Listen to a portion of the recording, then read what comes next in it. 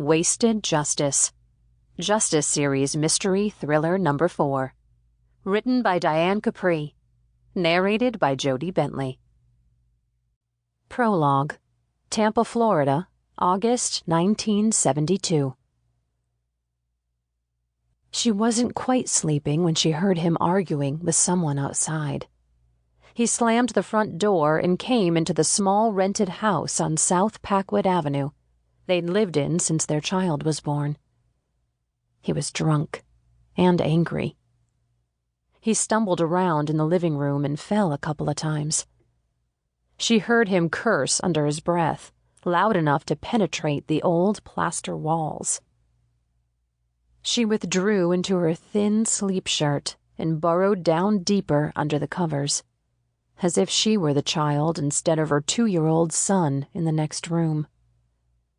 The third time her husband fell down, he knocked an old ceramic lamp off the end table closest to the kitchen.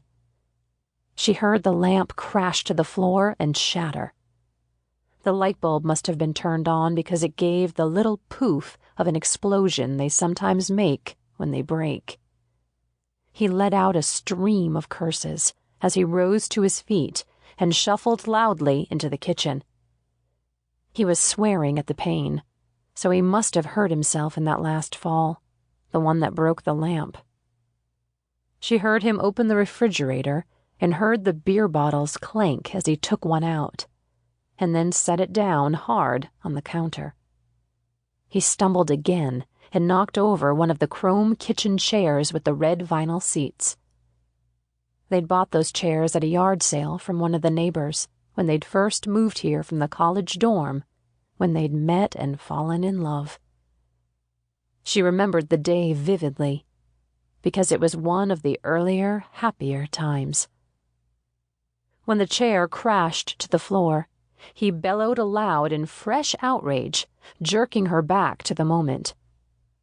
She shook, involuntarily, with fear.